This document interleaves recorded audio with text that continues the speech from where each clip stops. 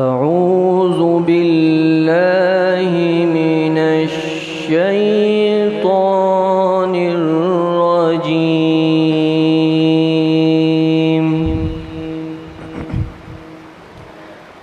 بسم الله الرحمن الرحيم.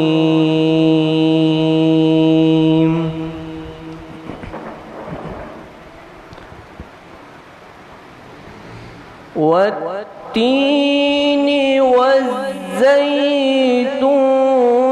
وطور سينين وهذا البلد الأمين. لقد خلقنا الإنسان في أحسن تقويم. ثم رددناه أسفل سافلين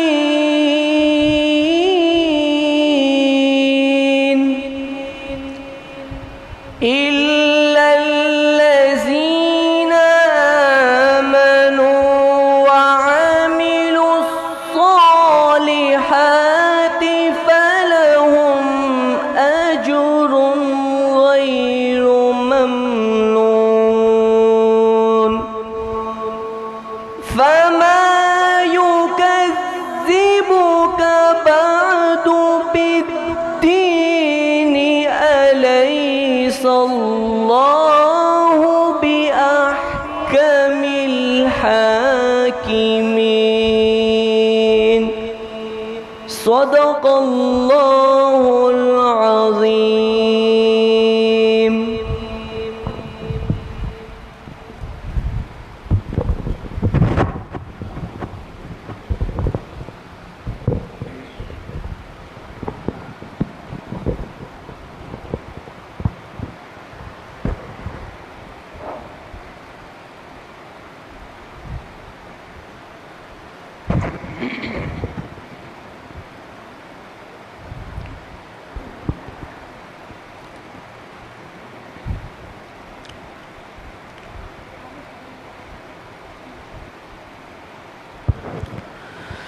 ہم کو ابھی طیبہ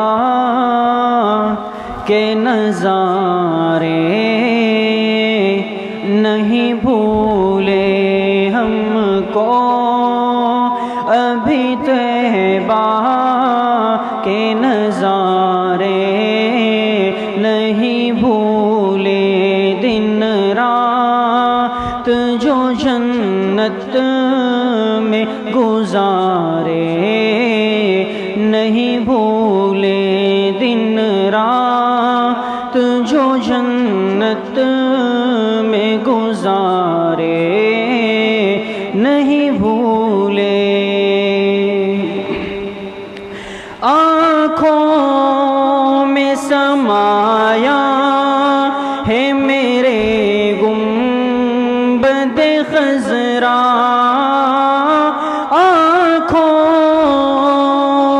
سمایا ہے میرے گنبد خضرا. مسجد نہیں بھولی وہ مینارے نہیں بھولے. ہم کو ابھی طیبہ کے نظارے نہیں بھولے.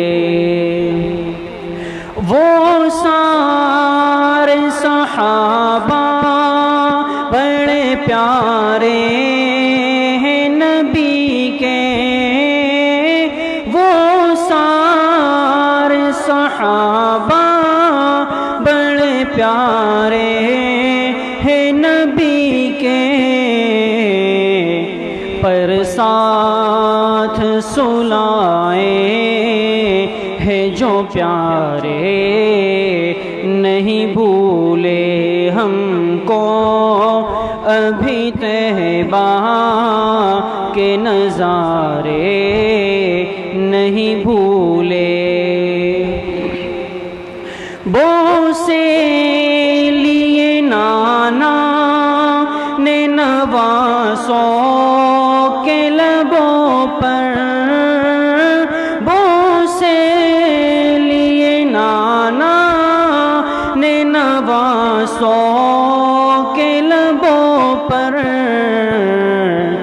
زہرا وہ تیرے لال پیارے نہیں بھولے ہم کو ابھی طیبہ کے نظارے نہیں بھولے.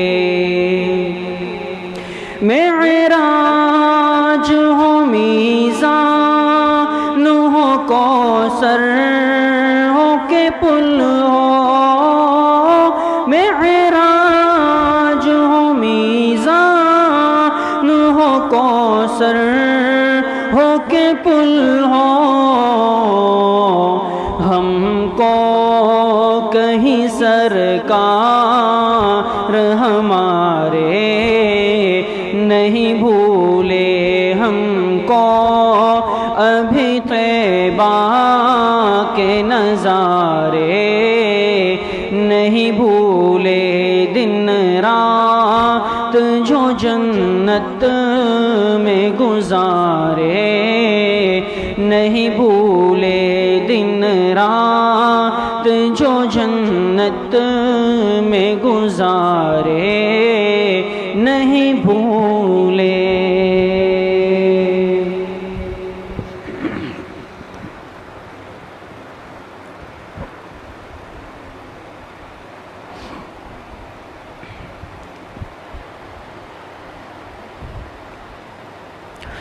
بلغ العلا بکمالہ کشف الدجى بجمالہ حسنت جمیع خصالہ صلوا علیہ وآلہ. بلغ العلا بکمالہ کشف الدجى بجمالہ حسنت جمیع خصالہ صلوا علیہ وآلہ. باغ میں جب میں گیا سب طوطیاں تھی خوشنما، کہتی تھی نعت مصطفیٰ. باغ میں جب میں گیا سب طوطیاں تھی خوشنما، کہتی تھی نعت مصطفیٰ. بلغ العلا بکمالہ، بلغ العلا بکمالہ، بلغ العلا بکمالہ کشف الدجى بجمالہ حسنت جمیع خصالہ صلوا علیہ وآلہ. قمریاں سب شوق میں ڈالی تھی گردن طوق میں، کہتی تھی آ کر ذوق میں. قمریاں سب شوق میں ڈالی تھی گردن طوق میں، کہتی تھی آ کر ذوق میں. کشف الدجى بجمالہ، کشف الدجى بجمالہ بلغ العلا بکمالہ کشف الدجى بجمالہ حسنت جمیع خصالہ صلوا علیہ وآلہ. بلبلیں سب صوب سو لے کر ہر ایک گل کی بو کرتی تھی باہم گفتگو. بلبلیں سب صوب سو لے کر ہر ایک گل کی بو کرتی تھی باہم گفتگو. حسنت جميع خصاله حسنت جميع خصاله بلغ العلا بكماله كشف الدجى بجماله حسنت جميع خصاله صلوا عليه وآله چڑیوں کی سن کر چہ چہ انسان بھلا کیوں چپ رہے لازم ہے اس پر یوں کہے چڑیوں کی سن کر چہ چہ انسان بھلا کیوں چپ رہے لازم ہے اس پر یوں کہے صلو علیہ وآلہ صلو علیہ وآلہ بلغ العلا بکمالہ کشف الدجى بجمالہ حسنت جميع خصالہ صلو علیہ وآلہ.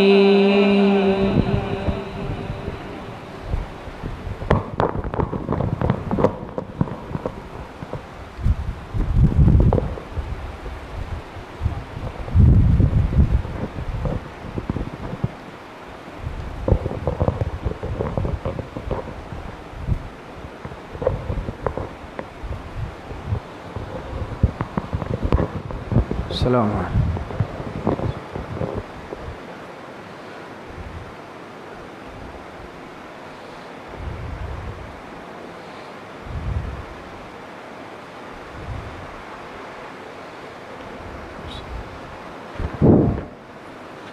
بسم اللہ الرحمن الرحیم نحمده ونصلي ونسلم على رسوله الكريم اما بعد فاعوذ بالله من الشیطان الرجیم بسم اللہ الرحمن الرحیم قال اللہ تبارک وتعالی وما امروا الا ليعبدوا الله مخلصين له الدين وقال رسول الله صلی اللہ علیہ وسلم من احب لله وابغض لله واعطى لله ومنع لله فقد استكمل الایمان.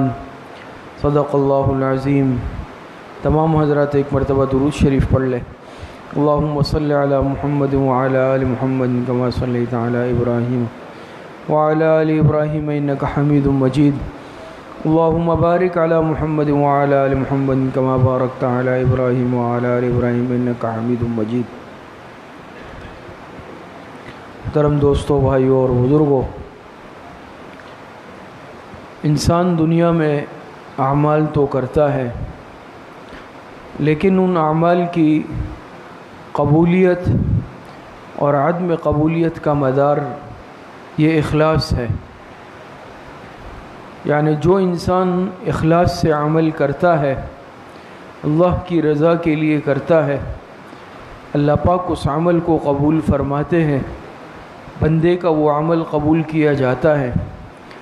لیکن انسان اعمال کتنے ہی زیادہ کیوں نہ کرے، مقدار میں، تعداد میں، خدا نہ خواستہ اگر وہ اعمال اخلاص سے خالی ہو تو ان اعمال کی اللہ پاک کے ہاں کوئی حیثیت نہیں ہوتی. اخلاص کہتے کسے ہیں؟ اخلاص اسے کہتے ہیں کہ انسان کوئی بھی عمل کرے، چھوٹا عمل ہے، بڑا عمل ہے، لیکن اس میں نیت صرف اور صرف اللہ پاک کے رضا کی ہو. انسان وہ عمل اپنے رب کو راضی کرنے کے لیے کرے. تو جو انسان اس نیت کے ساتھ عمل کرتا ہے، اس کا یہ عمل اخلاص پر مبنی ہوتا ہے اور اخلاص والا عمل یہ قبول کیا جاتا ہے. عام طور پر ہمارے اعمال ضائع ہوتے ہیں اخلاص نہ ہونے کی وجہ سے. ضیاع اخلاص کی علماء نے 3 وجوہات لکھی ہے. 3 اسباب وہ ہے جس کی وجہ سے عمل سے اخلاص رخصت ہو جاتا ہے، اور خدا نہ خواستہ اگر عمل میں وہ چیز موجود ہو، وہ سبب موجود ہو، تو پھر وہ عمل اخلاص پر مبنی نہیں ہوتا. اس میں پہلی چیز یہ کہلاتی ہے جلب منفعت.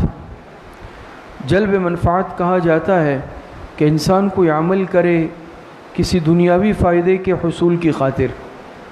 کوئی بھی عمل کر رہا ہے، لیکن اس میں مقصد کیا ہو، لوگ مجھ سے متاثر ہو جائے، مجھے لوگوں سے فائدہ حاصل ہو جائے، کسی بھی اعتبار سے انسان کے دل میں کیا ہو کہ میں اس کی وجہ سے کوئی فائدہ حاصل کر لوں، اسے جلب منفعت کہا جاتا ہے۔ کوئی بھی عمل انسان کر لے، لیکن اس عمل میں مقصود کیا ہو کہ اس عمل کی وجہ سے مجھے کسی سے دنیاوی فائدہ حاصل ہو جائے، تو خدا نخواستہ اگر دل کے اندر یہ بات آ جائے، یہ نیت آ جائے کہ اس عمل کی وجہ سے مجھے دنیاوی فائدہ حاصل ہو جائے، میں کسی سے دنیاوی فائدہ حاصل کر لوں، پھر یہ عمل اللہ پاک کے لیے نہیں رہتا، اور جب یہ عمل اللہ پاک کے لیے نہیں رہتا تو یہ مخلوق کے لیے ہو جاتا ہے۔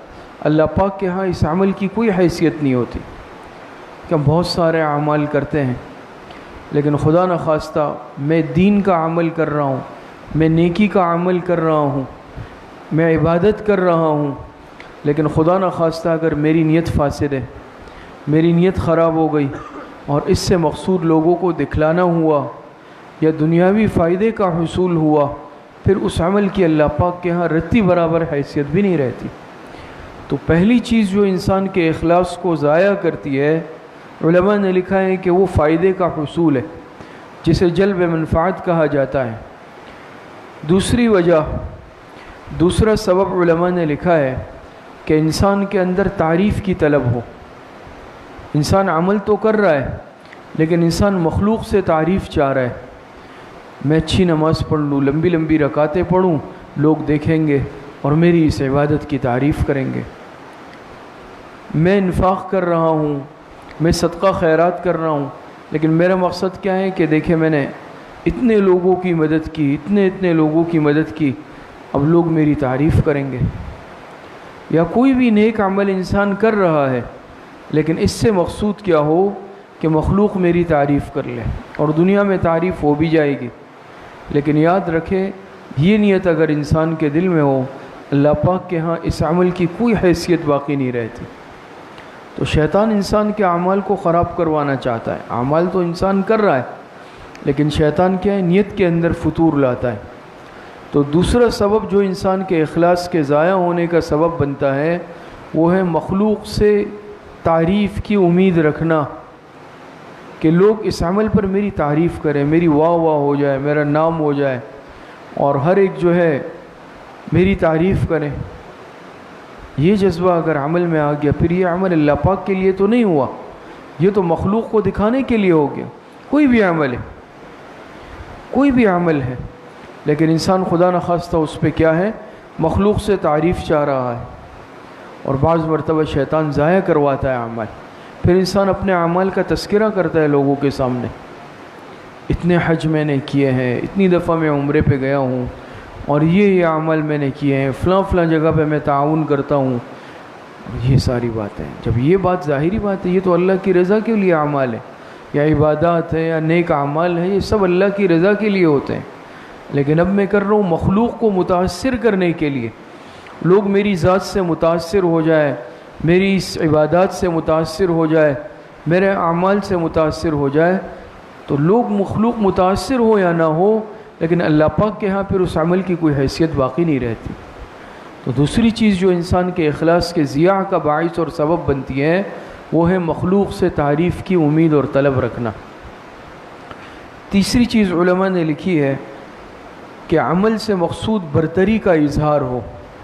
عمل تو میں کر رہا ہوں، لیکن میں چاہ رہا ہوں کہ میں سب سے آگے ہو جاؤں، سب سے آگے بڑھ جاؤں، میرا ایک نام ہو جائے، میں دوسرے سے آگے بڑھ جاؤں، جس کو کہتے ہیں نا برتری۔ اپنی برتری کا اظہار مقصود ہو، اپنی قابلیت کا اظہار مقصود ہو، اور خدا نخواستہ اگر انسان اس نیت سے عمل کر رہا ہے کہ کسی پر برتری کا اظہار مقصود ہو، بڑائی کا اظہار مقصود ہو، تو یاد رکھیں پھر اس عمل کی کوئی حیثیت نہیں رہتی۔ ہو سکتا ہے کہ دنیا میں وہ مقصد پورا بھی ہو جائے، لیکن اس عمل کی پھر کوئی حیثیت باقی نہیں رہتی۔ اب میں چاہتا ہوں، مثال کے طور پر میں بیان کر رہا ہوں اور دوسرے بھی بیان کر رہے ہیں، لیکن میری بیان کی تعریف ہو جائے کہ بھئی فلاں تو بڑا اچھا بیان کرتے ہیں، بڑا اچھا بولتے ہیں، تو میرا مقصد کیا ہے، دوسروں پر اپنے بیان کی دھاک بٹلانا ہے۔ تدریس کر رہا ہوں لیکن بھئی تعریف ہو کہ یہ زیادہ قابل اور بڑا مدرس ہے، یہ اللہ کے راستے میں جا رہا ہے، اس نے اتنا وقت لگایا ہے، یہ اتنا پرانا ہے، جہاد میں جا رہا ہے، بڑا بہادر ہے، یہ سخاوت کر رہا ہے تو سخاوت کی تعریف ہو کہ میں دوسروں سے آگے بڑھ جاؤں کہ میں اتنا خرچ کرتا ہوں۔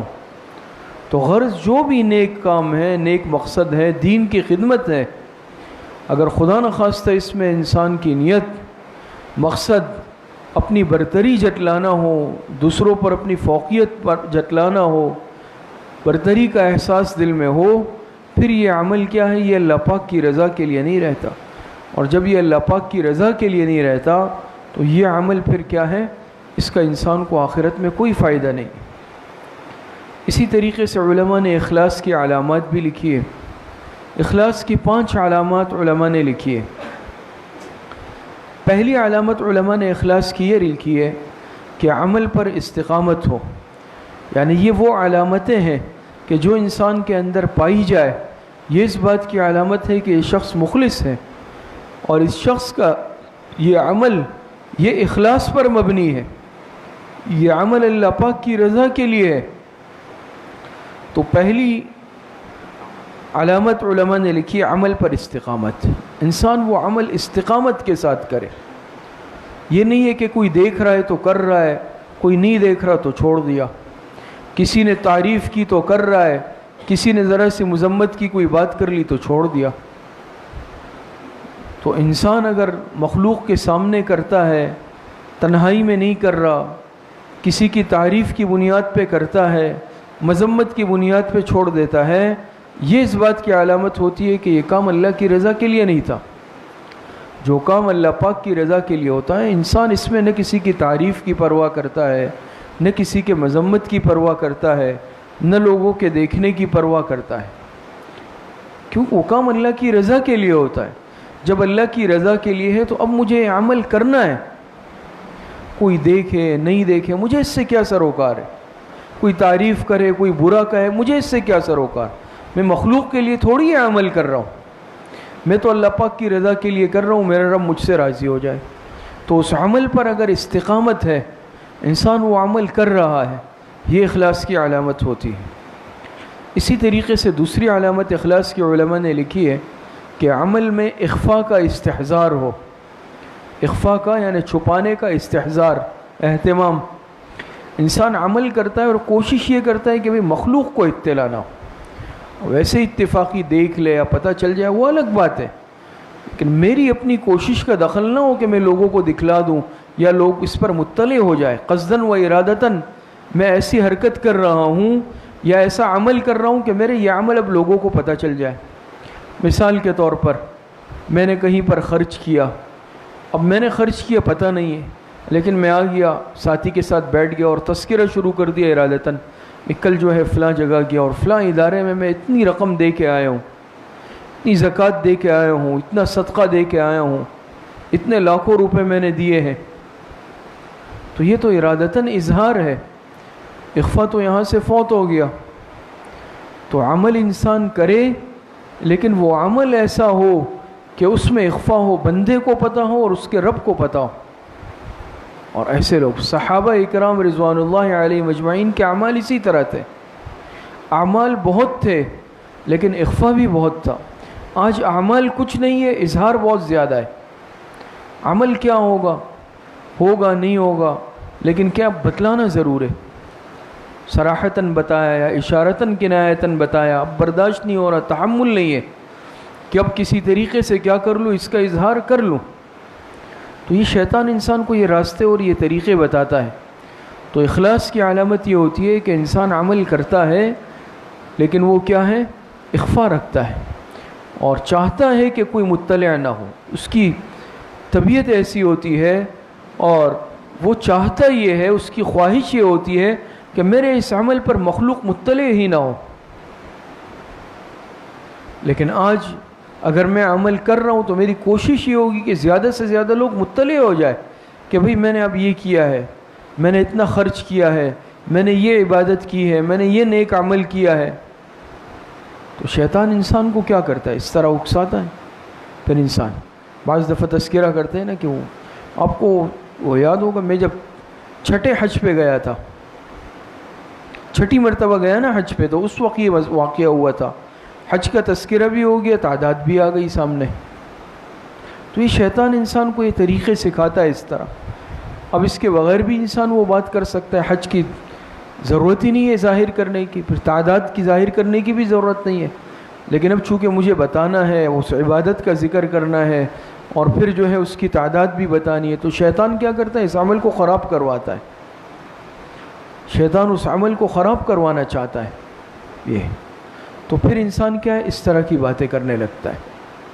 بھئی آج کل تہجد کا کیا، کس وقت ٹائم داخل ہوتا ہے تہجد کا؟ بات سمجھ میں آ رہی ہے؟ تو میں پوچھ لوں تاکہ بھئی پتہ چل جائے کہ مجھے تہجد پڑھنی ہے، میں تہجد کا پابند ہوں۔ خود انسان وقت دیکھ لے۔ تو شیطان کیا کرتا ہے، اس طرح کی حرکتیں کرواتا ہے، پھر انسان اس طرح کے اعمال کرتا ہے۔ زکوٰۃ کا مسئلہ پوچھنے آئے، مسئلہ انسان پوچھ لے، لیکن یہ کہنا کہ وہ زکوٰۃ ہوتی ہے نا، تو چونکہ وہ بہت بڑی اماؤنٹ جو ہے چونکہ وہ ہم دیتے ہیں زکوٰۃ میں، فلاں ادارے میں دیتے ہیں، فلاں ادارے میں، اب یہ سوال سے اضافی باتیں ہو گئی۔ یہ باتیں یا تو میں مرعوب کرنے کے لیے کر رہا ہوں، مخلوق کو متاثر کرنے کے لیے ہی کر رہا ہوں۔ ٹھیک ہے، مجھے مسئلہ پوچھنا ہے، میں پوچھ لوں بھئی کہ زکوٰۃ کا یہ مسئلہ ہے، آپ بتا دیں۔ اب میں اپنے قصے کہانیاں سنانے بھی لگ جاؤں کہ اصل میں وہ یہ ہے نا کہ وہ اتنی زیادہ ہوتی ہے اور اتنے لاکھوں روپے دیتے ہیں، فلاں ادارے میں دیتے ہیں، فلاں ادارے میں، وہ سارا قصہ اور تفصیل ایک سوال کے ذیل میں سنا دی۔ تو عرض کرنے کا مقصد صرف یہ ہے کہ میں پہلے اصلاح کا محتاج ہوں، میں اپنی اصلاح کر لوں اور ہم سب اپنی نیتوں کو درست کر لیں۔ اس کا مقصد صرف یہ ہے، خدا نخواستہ کسی کی طرف اشارہ مقصود نہیں ہے۔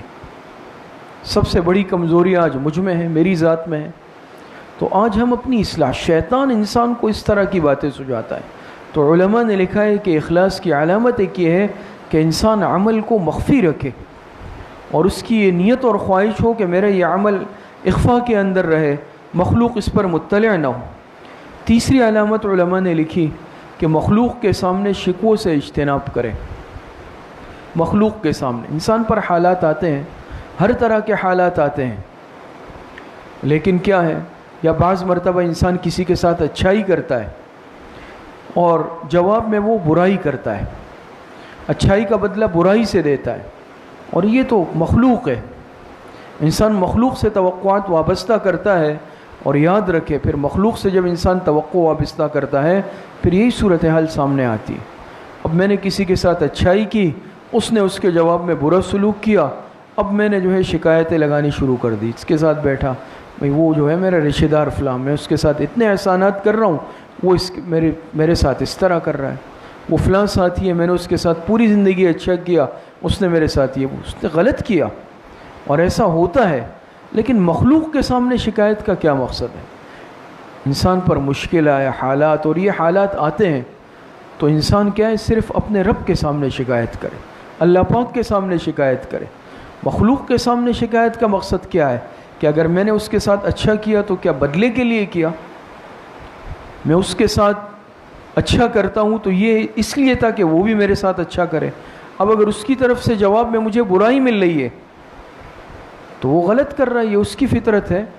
تو بجائے اس کے کہ میں مخلوق کے سامنے شکوے کروں، میں مخلوق کے سامنے زبان بند رکھوں، مخلوق کے سامنے شکووں کا اظہار، شکایتوں کا اظہار، علماء نے لکھا ہے کہ یہ عمل میں ریاکاری کی علامت ہے، کہ وہ عمل میں نے کیا تھا اپنے مقصد کے لیے۔ اسی طریقے سے علماء نے اخلاص کی ایک علامت لکھی کہ انسان ثواب اور اجر کی امید صرف اللہ پاک سے رکھے، مخلوق سے بدلے کا طالب نہ ہو۔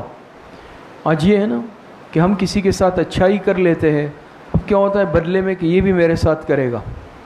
کل کو اب انسان ہے، ہر انسان کی طبیعت مختلف، فطرت مختلف، مزاج مختلف، کسی انسان کی فطرت میں اچھائی ہوتی ہے، کسی انسان کی فطرت میں برائی ہوتی ہے۔ اب میں نے اچھائی کی لیکن جواب میں اس نے برائی کی، تو اب میں نے کہا کہ بھئی یہ تو غلط ہو گیا، میں نے تمہارے ساتھ یہ کیا، تو ٹھیک ہے اس نے غلط کیا، لیکن میں نے وہ عمل اگر اللہ کی رضا کے لیے کیا ہے تو اس کا اجر اور ثواب کون دے گا؟ وہ اللہ پاک دے گا، مخلوق کیا بدلہ دے گی۔ اسی لیے علماء نے ایک بات لکھی ہے، ایک نقطہ لکھا، فرماتے ہیں کہ جس کے ساتھ بھی اچھائی کرو یہ سوچ کر کرو کہ بھئی جواب میں مجھے برائی ہی ملے گی، انسان یہ ذہن بنا لے، پھر جواب میں اگر وہ کچھ برا کرے تو انسان کی طبیعت پر اتنا اثر نہیں ہوگا، ذہناً تیار ہوگا، اور اگر اس نے اچھائی کر لی تو خوشی ملے گی۔ لیکن ہم کچھ عمل کرتے ہیں اچھائی کر کے پھر توقعات بہت زیادہ وابستہ کر لیتے ہیں کہ لازمی یہ بھی اچھائی کرے گا، اور جب وہ نہیں کرتا تو پھر صدمہ ہوتا ہے، پھر پریشانی آتی ہے، پھر ٹینشن انسان لیتا ہے کہ اس نے ایسا کیوں کیا۔ تو یہ تو انسان کی فطرت ہے، اگر اللہ پاک کے لیے کیا تھا تو یاد رکھیں اجر اور بدلہ بھی اللہ پاک دے گا۔ اور پانچویں علامت علماء نے لکھی ہے کہ اخلاص پر گواہ بھی صرف اللہ پاک کی ذات ہوتی ہے۔ جو انسان نیک عمل کرتا ہے اللہ کی رضا کے لیے، اللہ پاک کی ذات تو علیم بذات الصدور ہے، اللہ پاک کی ذات تو ہر جگہ موجود ہے، تو اس پر گواہ کون ہوتا ہے؟ اللہ پاک۔ بندوں کو گواہ بنانے کی ضرورت نہیں ہے اعمال پر کہ بھئی میں یہ کر رہا ہوں، چلو یار تم سن لو یا دیکھ لو ابھی، پھر کل کو یہ نہ کہے کہ اس نے میرے ساتھ ایسا نہیں کیا۔ کرنا ہے نیکی کر لو، اس پر اللہ پاک گواہ ہے، اوپر اللہ پاک کی ذات دیکھ رہی ہے۔ اس نے غلط کیا جواب میں وہ بھی اللہ پاک دیکھ رہا ہے۔ لیکن آج ہم کیا کرتے ہیں؟ بھئی میں نے اس کے ساتھ اچھائی کی، دو چار افراد کو بتاؤں تاکہ کل کو وہی گواہ رہے، بطور سند کے رہے۔ وہ مخلوق کو گواہ بنانے کی ضرورت کیا ہے اپنی اچھائی پر؟ تو انسان اگر اللہ کی رضا کے لیے کسی کے ساتھ اچھائی بھلائی کر رہا ہے، کوئی بھی عمل کر رہا ہے، مخلوق کو اس بتانے یا اس پر گواہ کرنے کی ضرورت نہیں ہے، بلکہ اللہ پاک کی ذات تو دیکھ رہی ہے ہر انسان کے عمل کو۔ اور آخرت، دنیا دار العمل ہے، آخرت دار الجزا ہے۔ فَمَن يَعْمَلْ مِثْقَالَ ذَرَّةٍ خَيْرًا يَرَهُ وَمَن يَعْمَلْ مِثْقَالَ ذَرَّةٍ شَرًّا يَرَهُ۔ ہر ایک کو اس کے کیے کا بدلہ ملے گا۔ الدنیا مزرعۃ الآخرہ، دنیا آخرت کی کھیتی ہے، یہاں جو بوگے آخرت میں وہی کاٹنا پڑے گا۔ علماء نے اخلاص کے دو درجات لکھے ہیں کہ ایک انسان میں اخلاص ہوتا ہے، لیکن پھر اخلاص کے بھی درجات ہیں۔ ایک ادنا درجہ ہے، ایک اعلیٰ درجہ ہے۔ ادنا درجہ، کم درجہ یہ ہے کہ انسان عمل تو کر رہا ہے لیکن وہ خالی الذہن ہو کر کر رہا ہے، ریاکاری کے لیے نہیں کر رہا، دکھلاوے کے لیے نہیں کر رہا، لیکن کوئی نیت ہی نہیں ہے۔ آپ بات سمجھ رہے ہیں کہ میں کوئی عمل تو کر رہا ہوں لیکن میرے ذہن میں یہ نہیں ہے کہ فلاں دیکھ لیں، فلاں کو دکھاؤں، لیکن یہ نیت بھی مستحضر نہیں ہے کہ میں اللہ کی رضا کے لیے، بس وہ عمل میں کر رہا ہوں خالی الذہن ہو کر۔ یہ بھی اخلاص ہے، لیکن یہ اخلاص کا ادنا درجہ ہے۔ اور اخلاص کا دوسرا اعلیٰ درجہ یہ ہے کہ ہر وقت جو بھی عمل کر رہا ہے یہ استحضار ہر وقت ہو کہ اللہ پاک کی رضا کے لیے، اللہ کی رضا کے لیے، یہ عمل اللہ کے لیے ہو رہا ہے۔ یہ نیت کا مستحضر ہونا یہ اخلاص کا اعلیٰ درجہ ہے۔ تو مقصد بھی ہمارا اس مذاکرے کا یہ ہے کہ ہم جو عمل کریں نیت کو فوراً مستحضر کریں، بھئی یہ عمل میں کیوں کر رہا ہوں؟ یہ اللہ کی رضا کے لیے کرنا ہے، بس اتنی نیت انسان زبان سے کہنے کی بھی ضرورت نہیں ہے، بلکہ دل کے اندر یہ ارادہ کر لے کہ میں نے یہ جو عمل کیا یا کر رہا ہوں یہ صرف اللہ کی رضا کے لیے، وہ عمل اخلاص پر مبنی ہو جائے گا، کوئی مشکل نہیں ہے۔ تو ایک انسان خالی الذہن ہو کر کر رہا ہے، ریاکاری کی نیت نہیں ہے، دوسروں کو دکھلانے کی نیت نہیں ہے، یہ بھی اخلاص پر مبنی ہے، لیکن یہ اعلیٰ درجے کا اخلاص نہیں ہے۔ اعلیٰ درجے کا اخلاص یہ ہے کہ ہر وقت انسان کے ذہن میں نیت ہو، بھئی جو عمل کرنا ہے اللہ کے لیے کرنا ہے، جو عمل کرنا ہے اللہ کی رضا کے لیے کرنا ہے، اس میں کوئی ملاوٹ نہ ہو، کھوٹ نہ ہو، مخلوق کو دکھلانے کی نیت نہ ہو، تو یہ ہوگا اخلاص کا اعلیٰ درجہ، اور یہی شریعت میں مطلوب ہے۔ اسی طریقے سے علماء نے اخلاص کے ثمرات لکھے ہیں۔ ظاہری بات ہے جو انسان اپنے اندر اخلاص پیدا کرتا ہے پھر اللہ پاک اس کو اخلاص کے ثمرات اور برکات سے بھی نوازتا ہے۔ اور پہلا فائدہ ثمرہ علماء نے لکھا ہے اخلاص کا یہ ہے حل مشکلات۔ جو مخلص انسان ہوتا ہے نا، مخلص، اللہ پاک اس کی مشکلات غیب سے حل کرتے ہیں۔ اور خدا نخواستہ جو بدنیت ہوتا ہے، جس کی نیت ٹھیک نہیں ہوتی، وہ کتنا ہی دنیاوی اسباب کے اعتبار سے طاقتور ہو، مشکلات کے اندر گرا ہوا ہوگا، وہ ہر جگہ جگہ پہ اس کے آگے رکاوٹیں آئیں گی، کیوں؟ یہ نیت کا انسان کی زندگی پر بہت بڑا اثر ہوتا ہے۔ یہ بات یاد رکھیں، یہ جو نیت ہوتی ہے نا اندر کی، انسان اگر اچھی نیت والا ہو، حسن نیت رکھے، حسن نیت والے انسان کے راستوں کو اللہ پاک کھولتا ہے۔ اس کے راستے میں چاہے رکاوٹیں ڈالی جائے، من جانب اللہ ایسا نظام ہوتا ہے کہ اس کے راستے اللہ پاک کھولتے ہیں۔ اور خدا نخواستہ جو انسان بدنیت ہو، نیت میں فتور ہو، کھوٹ ہو، پھر جگہ جگہ رکاوٹیں آتی ہیں، کھوٹ دل کے اندر ہو تو جگہ جگہ رکاوٹیں آتی ہیں، پریشانیوں کا سامنا کرنا پڑتا ہے۔ تو اخلاص کی برکت کیا ہے کہ اللہ پاک کی مدد شامل حال ہو جاتی ہے، مشکلات اللہ پاک آسان کر دیتے ہیں۔ وَمَن يَتَّقِ اللَّهَ يَجْعَل لَّهُ مَخْرَجًا۔ اسی طریقے سے اخلاص کی دوسری برکت علماء نے لکھی ہے رفع درجات۔ ایسا انسان اللہ پاک کے ہاں مقبول ہوتا ہے۔ مخلص بندہ جو ہوتا ہے نا، جو اخلاص کی بنیاد پر عمل کرتا ہے، اللہ پاک اس کے درجات کو بلند کرتے ہیں، اس کو اللہ پاک عزتوں سے نوازتے ہیں۔ یہ انسان عزت والی زندگی گزارتا ہے، اور خدا نخواستہ جہاں نیتوں میں فساد آتا ہے وہاں پر پھر انسان پستی اور ذلت کے اندر چلا جاتا ہے، پھر وہاں رفع درجات نہیں ہوتے۔ اور تیسرا فائدہ علماء نے یہ لکھا ہے کہ فتن سے نجات۔ آج کل فتنوں کا دور ہے ہر طرف، لیکن جو انسان عمل اخلاص سے کرے گا، اللہ کی رضا کے لیے کرے گا، اللہ پاک اسے فتنوں سے بچائیں گے، وہ فتنوں کے اندر مبتلا نہیں ہوگا۔ لیکن خدا نخواستہ اگر نیت ہم نے اپنی فاسد کی، جہاں نیت کے اندر کھوٹ اور خرابی آئی وہاں ہم فتنوں کا شکار ہو جائیں گے۔ پھر کیا ہوگا؟ حالات کا شکار، ایک مصیبت ختم نہیں ہوئی دوسری آ رہی ہے، دوسری ختم نہیں ہوئی تیسری۔ نیت صحیح نہیں ہے۔ جب نیت صحیح نہیں ہے تو نیت کا تو بڑا اثر انسان کی عملی زندگی پہ ہوتا ہے۔ اسی لیے علماء نے یہاں تک لکھا کہ کوئی انسان اگر کسی سے قرض لے رہا ہے اور لیتے وقت ہی اس نے دل میں یہ نیت کی کہ دینا نہیں ہے، تو علماء نے لکھا یہ چوری کر رہا ہے، یہ چوری کر رہا ہے۔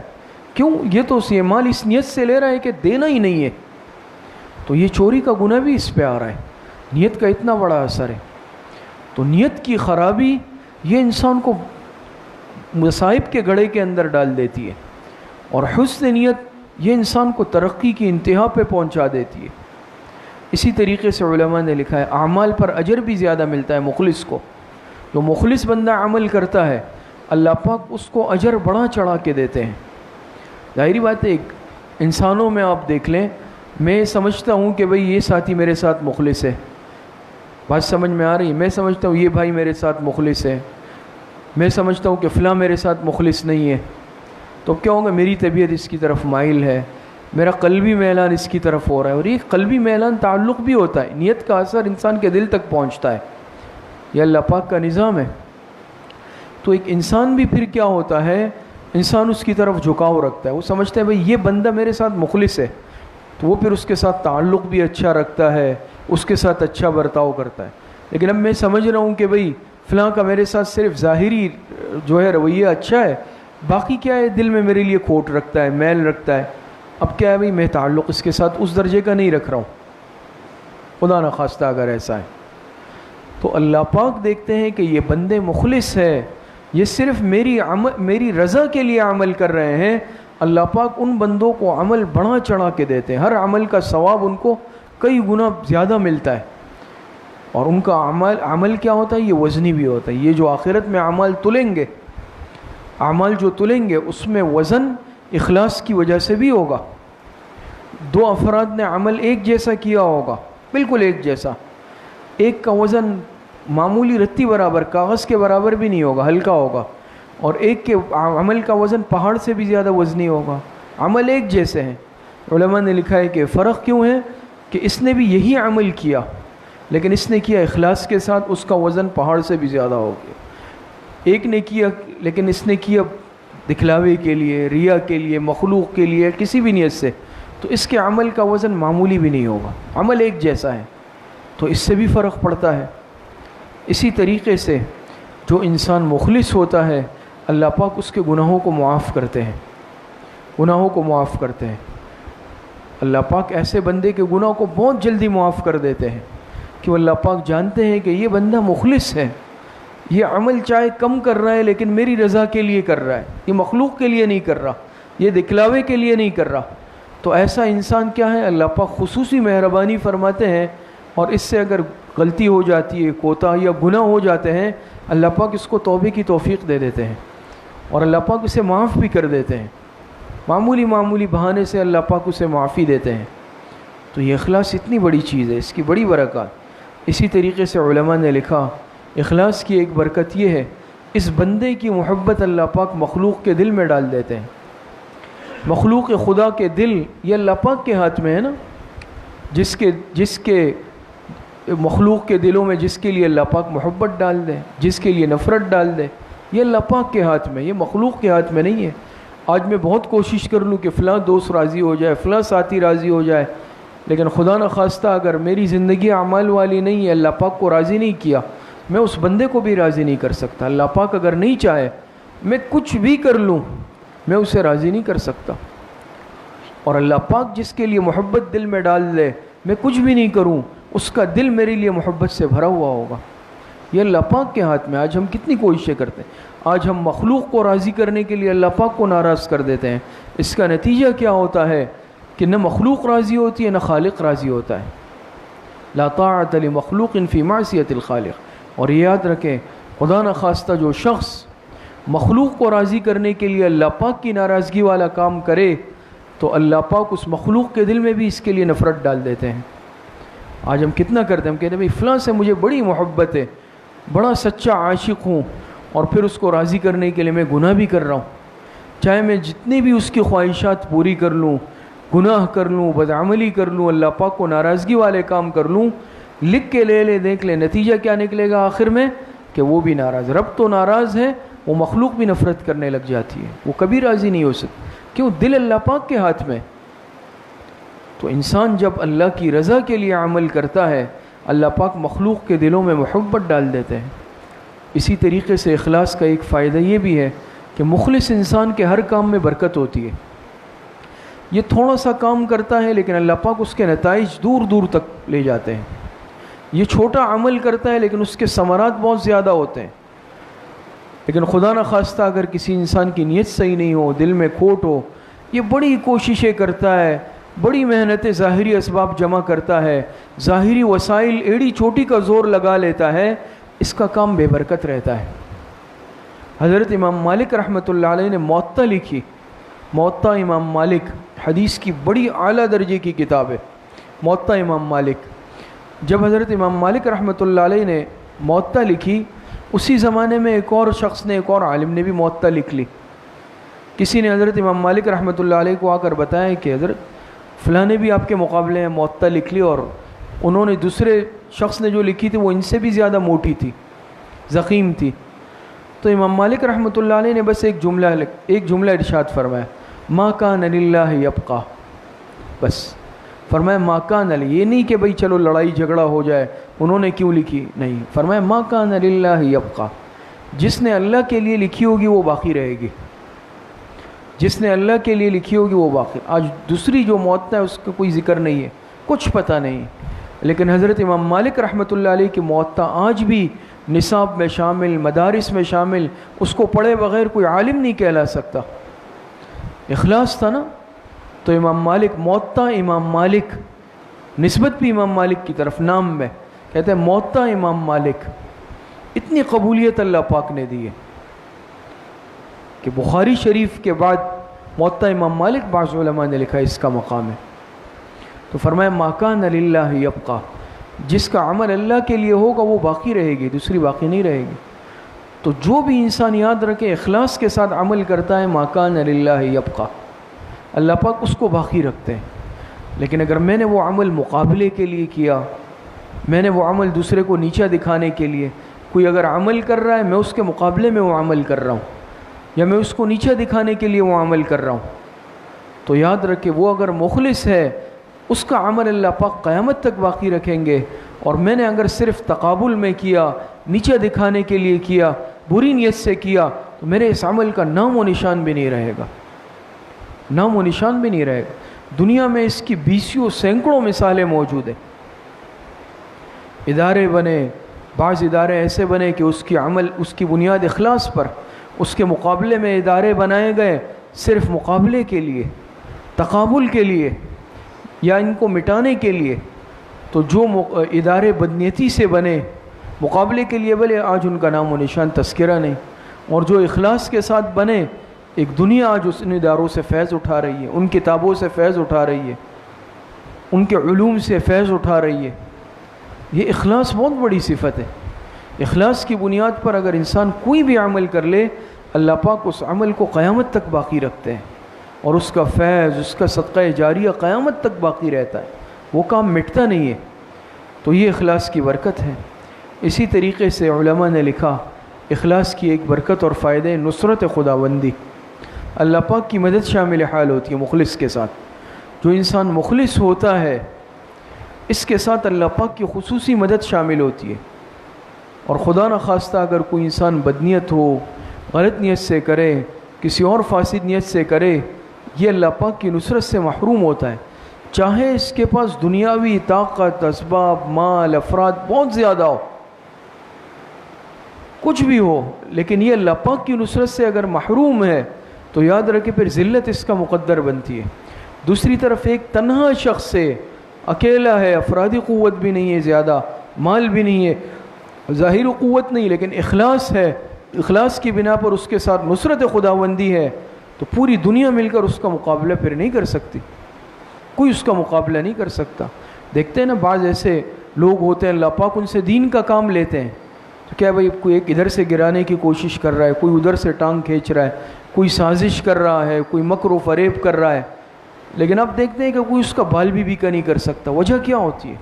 اس کے ساتھ اخلاص کی بنا پر اللہ پاک کی مدد شامل حال ہوتی ہے۔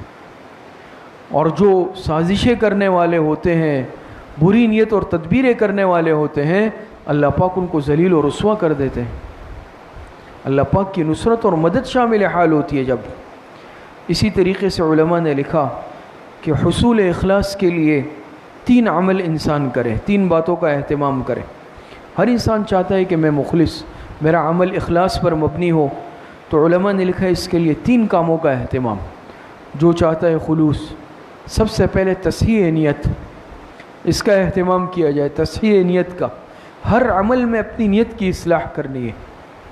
اب دیکھتے ہیں بخاری شریف کی پہلی روایت کیا ہے، انما الاعمال بالنیات۔ تصحیح نیت بنیاد ہے، تو ہر عمل میں انسان نیت کا استحضار کرے، اور ہر عمل میں انسان، اور یہ اس کے لیے زیادہ مشق کی ضرورت نہیں ہے، جب انسان اس کا استحضار شروع کر دے تو پھر خود بخود کیا ہے، اللہ پاک ایسا مزاج بنا دیتے ہیں کہ انسان جو عمل کرتا ہے لمحے میں نیت کرتا ہے بھئی یہ اللہ کے لیے کرنا ہے، مخلوق کے لیے کرنا ہی نہیں ہے۔ تصحیح نیت، اپنی نیت کو درست کرنا ہے، چاہے انسان کوئی عبادت کر رہا ہے، چاہے انسان معاملات کر رہا ہے، معاشرت اور اخلاق سے اس چیز کا تعلق ہے، کسی بھی چیز سے، کسی کو مشورہ دے رہا ہے، کسی کی مدد کر رہا ہے، جو بھی معاملات ہے حسن نیت کے ساتھ کرنے۔ آج ہماری نیتیں اتنی خراب ہو چکی ہے، ہر ایک انسان دوسرے کو گرانے میں لگا ہوا ہے، ہر ایک انسان دوسروں کو غلط مشورے، موقع مل رہا ہے تو غلط مشورہ دے رہا ہے، غلط گائیڈنس اور رہنمائی کر رہا ہے، ارادتاً و قصداً۔ تو آج ہم ایک دوسرے کی ٹانگیں کھینچنے میں لگے ہوئے، کھینچتانی میں لگے ہوئے، تو اس کا نقصان کیا ہے کہ کوئی بھی ترقی نہیں کر رہا۔ آج ہم اپنی نیتوں کو درست کر لیں، نیتوں کے اندر اخلاص پیدا کر لیں، تو یاد رکھیں کس طرح اللہ پاک کی مدد شامل حال ہوگی، اور کہاں سے کہاں ہم ترقی کر کے پہنچ جائیں گے۔ تو پہلی چیز اس کے لیے ہے تصحیح نیت، اپنی نیتوں کو درست کریں۔ دوسری چیز علماء نے لکھا ہے اہل اللہ کی صحبت کا اہتمام، نیک لوگوں کی صحبت میں بیٹھے۔ اس کی برکت اور اس کا فائدہ یہ ہوتا ہے کہ انسان کی نیت درست ہو جاتی ہے۔ آج ہم کیا ہے بھائی، آج میں باہر بازاروں میں، چوکوں میں، چوراہوں میں میرے تعلقات کس طرح کے لوگوں سے، میرے دوست، میری گیدرنگ کیسی ہے۔ اب ظاہری بات ہے اس میں غیبتیں بھی چلتی ہیں، برے منصوبے بھی بنتے ہیں، اور لوگوں کی مقصد یہ ہے کہ عزتوں کے ساتھ بھی کھیلا جاتا ہے، تو کہاں سے نیت صحیح ہوگی؟ نیک لوگوں کی، اہل اللہ کی صحبت میں انسان جب بیٹھتا ہے، اس کی برکت سے اللہ پاک اخلاص پیدا فرما دیتے ہیں۔ حضرت شاہ اسماعیل شہید رحمۃ اللہ علیہ کا واقعہ آپ حضرات نے سنا ہوگا۔ دہلی کی جامع مسجد میں ایک مرتبہ وعظ فرمایا، اور حضرت وعظ فرماتے تھے، سینکڑوں ہزاروں لوگ آتے تھے، کئی گھنٹے تک وعظ فرماتے تھے۔ اللہ پاک نے زبان میں ایسی تاثیر رکھی حضرت شاہ اسماعیل شہید رحمۃ اللہ علیہ۔ تو ایک مرتبہ وعظ فرمایا، جب وعظ سے فارغ ہوئے، لوگ واپس گئے، تو ایک بوڑھا شخص دور سے آیا، ہامتا کامتا، اور کہا کہ افسوس، میں تو بڑی دور سے مولوی اسماعیل کا بیان سننے آیا لیکن بیان تو ختم ہو گیا، بڑی دور سے آیا۔ حضرت نے فرمایا بیٹھ جاؤ، اور بٹھا کے جو بیان جتنا بیان کیا تھا من وعن پورا بیان اس کے سامنے دہرایا۔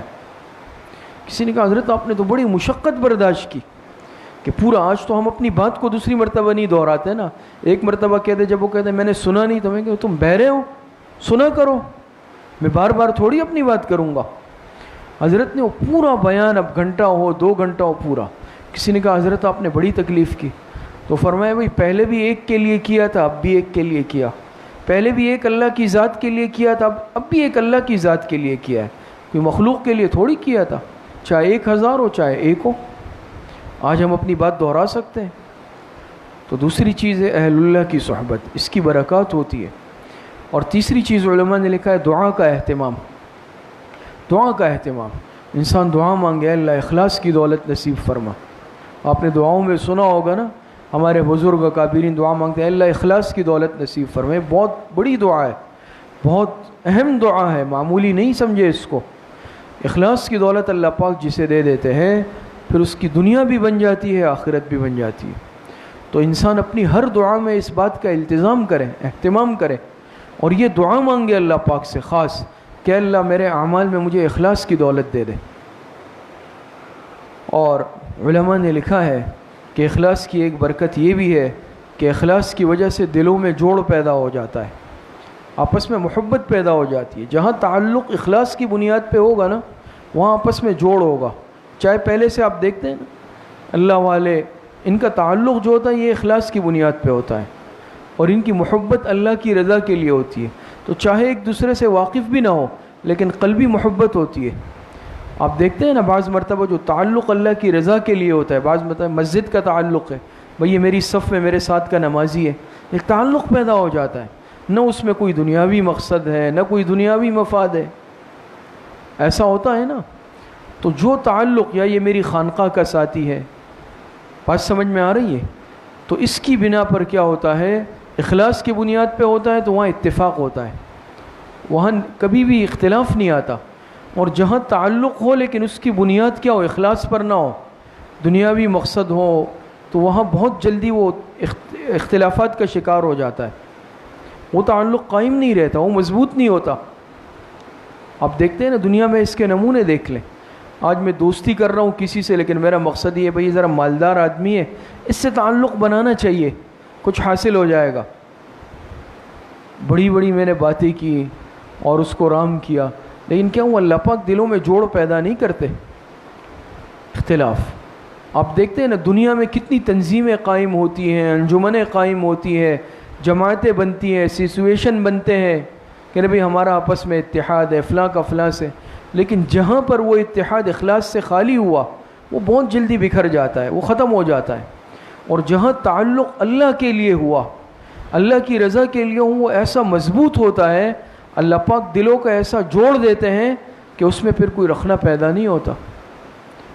تو یہ اخلاص یہ معمولی صفت اور معمولی چیز نہیں ہے، اس کی اللہ پاک نے بڑی برکات رکھی ہے۔ اللہ پاک ہم سب کو اخلاص نصیب فرمائے، صحیح عمل کی توفیق نصیب فرمائے۔ وآخر دعوانا ان الحمد للہ رب العالمین۔ اب انشاءاللہ مشائخ کے ختمات شریفہ پڑھے جائیں گے۔ جن ساتھیوں کے پاس کارڈ نہیں ہے تو ابھی بھی تقسیم ہو رہے ہیں، ساتھی ہاتھ اٹھا لیں اور کارڈ وصول فرما لیں۔ بسم اللہ الرحمن الرحیم۔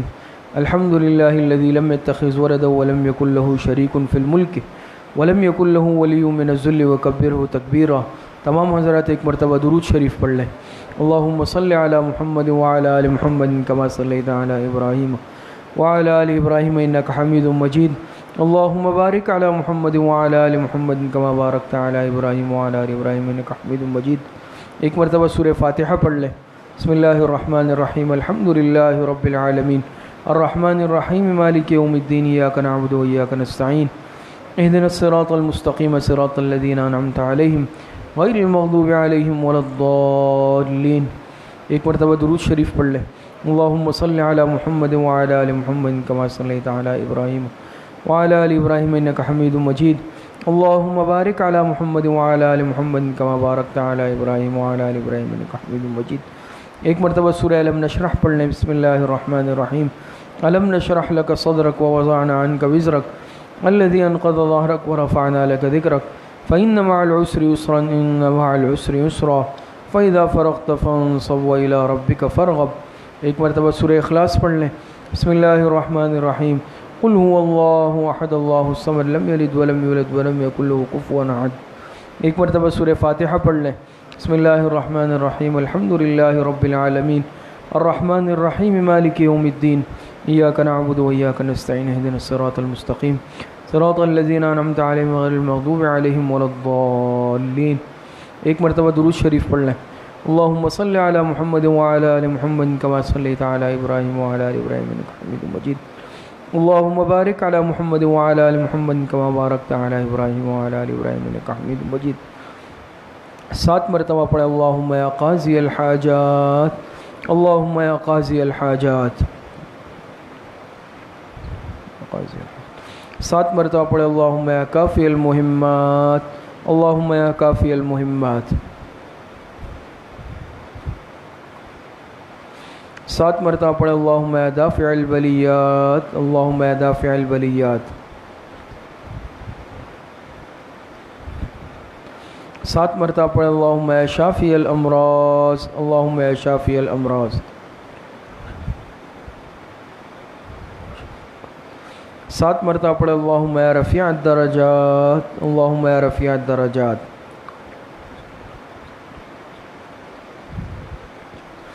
7 مرتبہ پڑھیں. اللہم یا مجیب الدعوات اللہم یا مجیب الدعوات.